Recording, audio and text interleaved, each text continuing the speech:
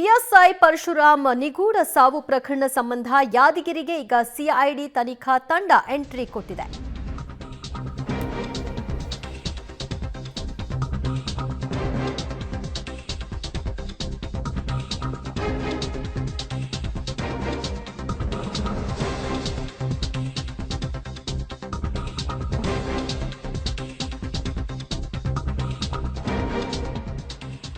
PSI Parashuram ನಿಗೂಢ ಸಾವು ಪ್ರಕರಣ ಸಂಬಂಧ ಇದೀಗ ಸಿಐಡಿ ತನಿಖಾ ತಂಡ ತನಿಖೆಯನ್ನ ಪ್ರಗತಿಗೊಳಿಸಲಿಕ್ಕೆ ಯಾದಗಿರಿಗೆ ಎಂಟ್ರಿ ಕೊಟ್ಟಿದೆ. ಯಾದಗಿರಿ ಪೊಲೀಸರಿಂದ ಈಗ ಮಾಹಿತಿಯನ್ನ ಸಿಐಡಿ ತಂಡ ಪಡ್ಕೊಳ್ತಾ ಇದೆ. ಶಾಸಕ ಚೆನ್ನಾರೆಡ್ಡಿ ಮತ್ತು ಪುತ್ರ ಪಂಪಣ್ಣಗೌಡಗೆ ಬಂಧನ ಭೀತಿ ಎದುರಾಗಿದೆ. ಮಗದೊಂದು ಕಡೆಯಲ್ಲಿ ಬಂಧನ ಭೀತಿಯಿಂದ ಶಾಸಕ ಈಗಾಗಲೇ ತಲೆಮರೆಸಿಕೊಂಡಿದ್ದಾರೆ. ಶಾಸ್ತ್ರೀಯ ವೃತ್ತದ ಸಮೀಪ ಇರುವಂತಹ ಶಾಸಕರ ಕಚೇರಿ ಸಹ ಬೀಗ ಹಾಕಲಾಗಿದೆ. ಅವರು ಎಲ್ಲಿದ್ದಾರೆ, ಏನ್ ಕತೆ, ಇದ್ಯಾವುದರ ಬಗ್ಗೆಯೂ ಮಾಹಿತಿ ಇಲ್ಲ. ಸದ್ಯ ಪಿಎಸ್ಐ ನಿಗೂಢ ಸಾವಿನ ಪ್ರಕರಣಕ್ಕೆ ಸಂಬಂಧಪಟ್ಟ ಹಾಗೆ ಪ್ರಾಥಮಿಕ ಒಂದು ದಾಖಲೆಗಳನ್ನ ಏನು ಪೊಲೀಸರು ಮಾಡಿಕೊಂಡಿದ್ರು ಆ ಎಲ್ಲ ವಿವರವನ್ನ ಈಗ ಸಿಐಡಿ ತನಿಖಾ ತಂಡ ಮಾಹಿತಿಗಳನ್ನ ಪಡ್ಕೊಳ್ತಾ ಇದೆ. ಅದರ ನಂತರದಲ್ಲಿ ಈ ಒಂದು ತನಿಖೆಯನ್ನು ಸಿಐಡಿ ತೀವ್ರಗೊಳಿಸುತ್ತೆ. ಶಾಸಕ ಚೆನ್ನಾರೆಡ್ಡಿ ಮತ್ತು ಅವರ ಪುತ್ರ ಪಂಪಣ್ಣಗೌಡ ಎಲ್ಲಿದ್ದಾರೆ ಏನು ಅನ್ನುವಂಥ ಹುಡುಕಾಟವೂ ಕೂಡ ಮಗದೊಂದು ಕಡೆಯಲ್ಲಿ ಆಗ್ತಾ ಇದೆ. ಬಂಧನ ಭೀತಿಯ ಹಿನ್ನೆಲೆಯಲ್ಲಿ ಅವರಿಬ್ಬರೂ ಕೂಡ ತಲೆಮರೆಸಿಕೊಂಡಿದ್ದಾರೆ. ಮತ್ತಷ್ಟು ಮಾಹಿತಿ ಪಡೆಯೋಣ ನಮ್ಮ ಪ್ರತಿನಿಧಿ ಪ್ರವೀಣ್ರಿಂದ. ಪ್ರವೀಣ್ ರೆಡ್ಡಿ, ಸದ್ಯ ಸಿಐಡಿ ತನಿಖಾ ತಂಡ ಯಾದಗಿರಿಗೆ ಎಂಟ್ರಿ ಕೊಟ್ಟಿದೆ. ಯಾವೆಲ್ಲ ಮಾಹಿತಿಗಳನ್ನ ಇಲ್ಲಿಯವರೆಗೂ ಸಂಗ್ರಹ ಮಾಡಿದ್ದಾರೆ, ಏನೆಲ್ಲ ಆಗ್ತಾ ಇದೆ ಈ ಒಂದು ಪ್ರಕರಣಕ್ಕೆ ಸಂಬಂಧಪಟ್ಟ ಹಾಗೆ?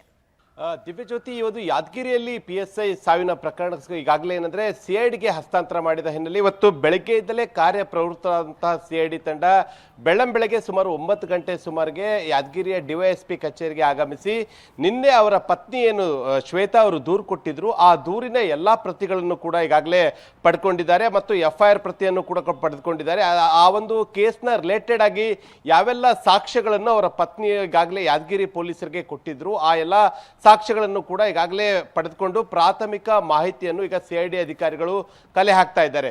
ಸದ್ಯ ಈಗ ಯಾದಗಿರಿ ಡಿವೈಎಸ್ಪಿ ಕಚೇರಿಯಲ್ಲೇ ಠಿಕಾಣಿ ಹೂಡಿರುವಂತಹ ಸಿಐಡಿ ಅಧಿಕಾರಿಗಳು ಪ್ರಮುಖವಾಗಿ 2 ರೀತಿಯ ಈ ಒಂದು ಆಂಗಲ್ ನಲ್ಲಿ ಅಂದ್ರೆ ತನಿಖೆ ನಡೆಸ್ತಾ ಇದ್ದಾರೆ. ಮೊದಲನೇದಾಗಿ ಅಂದ್ರೆ ಪರಶುರಾಮ್ ಅವರ ಸಾವಿಗೆ ನಿಖರ ಕಾರಣ ಏನು ಎಂಬುದರ ಬಗ್ಗೆ ಕೂಡ ಒಂದಿಷ್ಟು ಮಾಹಿತಿಗಳನ್ನು ಕಲೆ ಹಾಕ್ತಾ ಇದ್ದಾರೆ.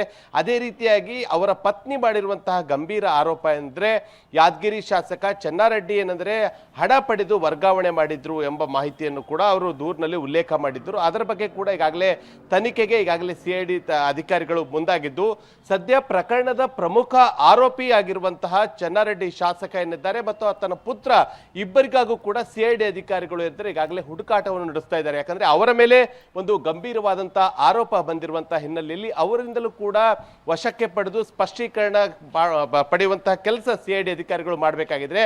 ಆದ್ರೆ ನಿನ್ನೆಯಿಂದಲೂ ಕೂಡ ಅಪ್ಪ ಮಗ ಇಬ್ರು ಕೂಡ ಮೊಬೈಲ್ ಅನ್ನು ಸ್ವಿಚ್ ಆಫ್ ಮಾಡಿಕೊಂಡು ಅಜ್ಞಾತ ಸ್ಥಳಕ್ಕೆ ಹೋಗಿ ಕುಳಿತಿದ್ದಾರೆ. ಹೀಗಾಗಿ ಸಿಐಡಿ ಅಧಿಕಾರಿಗಳು ಅವರಿಬ್ಬರನ್ನು ಹುಡುಕಾಟ ಮಾಡುವಂತಹ ಕೆಲಸಕ್ಕೆ ಇದೀಗ ಮುಂದಾಗಬೇಕಾಗಿದೆ. ಅದೇ ರೀತಿಯಾಗಿ ಇವತ್ತು ಇಲ್ಲಿ ಯಾದಗಿರಿಯಲ್ಲಿ ವಿಚಾರಣೆ ನಡೆಸಿದಂತಹ ಬಳಿಕ ಈಗಾಗಲೇ ಏನಂದ್ರೆ ಪರಶುರಾಮ್ ಅವರ ಅಂತ್ಯಕ್ರಿಯೆ ಆದಂತಹ ಅವರ ಸ್ವಗ್ರಾಮದಲ್ಲಿ ಅವರ ಪತ್ನಿ ಮತ್ತು ಕುಟುಂಬದ ಸದಸ್ಯರೆಲ್ಲರೂ ಕೂಡ ಇದ್ದಾರೆ.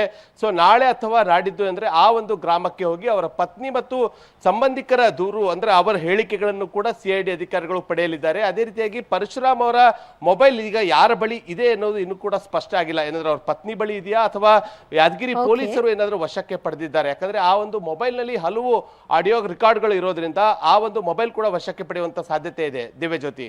ಓಕೆ ಪ್ರವೀಣ್ ರೆಡ್ಡಿ, ಸಂಪರ್ಕದಲ್ಲಿರಿ, ಇನ್ನಷ್ಟು ಡೀಟೇಲ್ಸ್ ಪಡ್ಕೊಳ್ತೀವಿ.